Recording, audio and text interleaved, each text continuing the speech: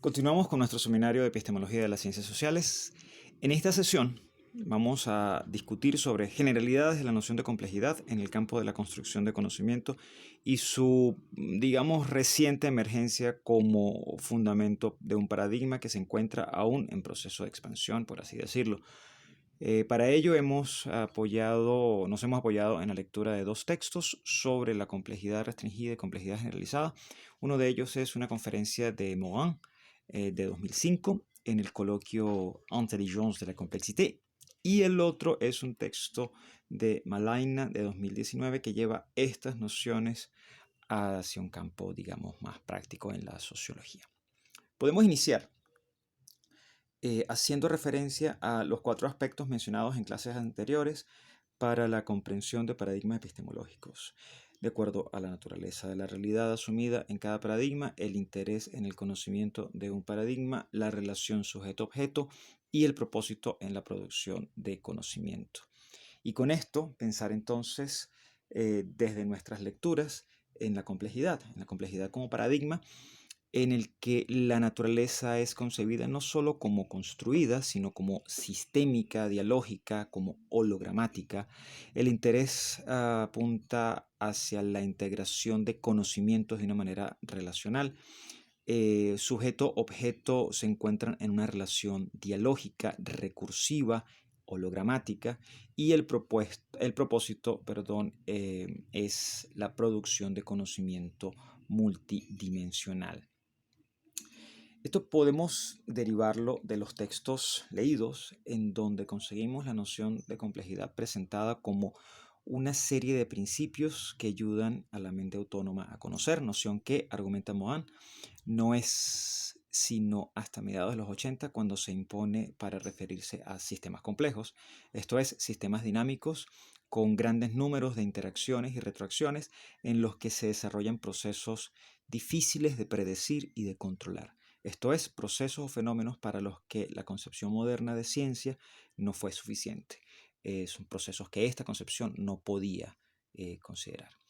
Esta noción de complejidad, no obstante, no es suficiente. Morin plantea dos tipos, si se quiere, de complejidad. Complejidad restringida y complejidad generalizada. La complejidad restringida refiere a un enfoque principalmente metodológico, al ocuparse de sistemas dinámicos y que son considerados complejos porque surgen empíricamente en una multiplicidad de procesos interrelacionados, procesos interdependientes que se asocian retroactivamente. Sin embargo, esta complejidad no genera un cuestionamiento epistemológico, lo que argumenta el autor. Es lo que hace que se mantenga dentro de la epistemología de la ciencia clásica, diremos aquí, en paradigmas de la ciencia moderna. Esto es, que dentro de la complejidad restringida, la complejidad nunca se cuestiona ni se piensa epistemológicamente, lo cual establece una diferencia o la diferencia con la complejidad generalizada. La complejidad generalizada, por su parte, hace un replanteamiento epistemológico, es decir, una nueva propuesta para la organización del conocimiento con la necesidad de componer un nuevo paradigma que apuntará a la transdisciplinariedad. Exige entonces que intentemos comprender las relaciones entre el todo y las partes, es decir, el conocimiento de las partes no es suficiente. El conocimiento del todo como un todo no es suficiente si ignoramos el de las partes. Aquí se hace útil el principio hologramático, fundamental para este paradigma, me parece. Según este principio hologramático, no solo una parte está dentro de un todo, sino que también el todo está dentro de la parte. Apunta Morin que así como toda la herencia genética se encuentra en cada célula de nuestro organismo, la sociedad en su conjunto, con su cultura, está dentro de la mente de un individuo. Y esto simplemente redimensiona la idea misma de las posibilidades de acceso y comprensión a fenómenos dentro de un sistema, así como la idea misma de conocer e investigar, al plantear una visión mucho más dinámica y rica de la naturaleza y los fenómenos que vemos en ella. Y es que la complejidad generalizada concierne a todo nuestro conocimiento como ser humano, como individuo, persona y ciudadano. Aquí la comunicación, el lenguaje, juega un rol importante. Más allá de lo instrumental, ¿no? Quizá en una dirección similar a lo que hemos conversado ya sobre el giro lingüístico y con la inclusión en el panorama de análisis al individuo y su lengua.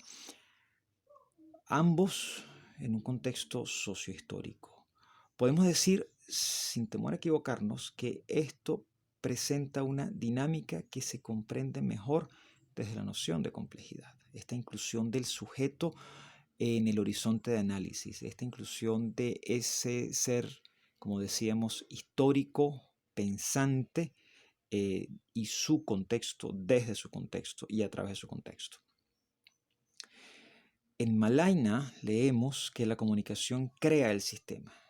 Si hay una comunicación entre el sistema y el ecosistema, entendido este último como un campo potencial de posibilidades de sentido y significado, entonces una comunicación donde la diferencia crea una diferencia. También, si hay esa comunicación, también hay una comunicación entre las partes o subsistemas del sistema. Y es precisamente la comunicación entre esas partes del sistema lo que crea al mismo sistema. Así, la sociedad como un todo, como un sistema, como un conjunto, la comprendemos como sujeto colectivo que cambia y evoluciona a partir del cambio y desarrollo de las interrelaciones entre los sujetos individuales. Esos sujetos que la componen y que se relacionan, como hemos dicho, de una manera hologramática, recursiva y dialógica. Esto es, que el individuo está en el todo, que en esa sociedad, que el todo está en el individuo, que no hay determinismos, sino relación mutua y que tal relación es complementaria. Y esto lo leemos y comprendemos una vez más desde Malaina cuando apunta a lo dicho por Wilden en el 72 y que puede aportar a la comprensión de esa noción de complejidad. Leemos que en un conjunto hay tres niveles: el nivel de los elementos, el nivel de la estructura, esto es las relaciones entre los elementos, y el nivel del sistema, esto es las relaciones entre relaciones o relaciones entre estructuras. Lo que nos permite comprender los sistemas de relaciones sujeto-sistema, por cuanto el sujeto está incrustado en estructuras que están incrustadas en el sistema. Como último punto, quiero señalar lo dicho respecto a que el sistema social está estructurado por códigos lingüísticos que combinan semántica y pragmática y que son la estructura del sistema en sí mismo. Estos códigos podemos comprenderlos más que como tipos de textos fundamentales, como se dice en las lecturas. Los podemos comprender como discursos en tanto que metasistemas de significados anclados social, cultural, históricamente. Y esto puede apuntar a la historia efectual, pero también apunta a ese horizonte histórico que venimos conversando, histórico, social, cultural. Estos discursos son entonces aquellos elementos a través de los que organizamos los sentidos complejos con los que construimos y a través de los que comprendemos la complejidad social en la que vivimos. Se me ocurre que que con esto podemos establecer un punto de conexión con lo discutido ya sobre hermenéutica y enriquecer lo que hemos dicho en clase, enriquecer la discusión de la clase. Nos vemos más tarde.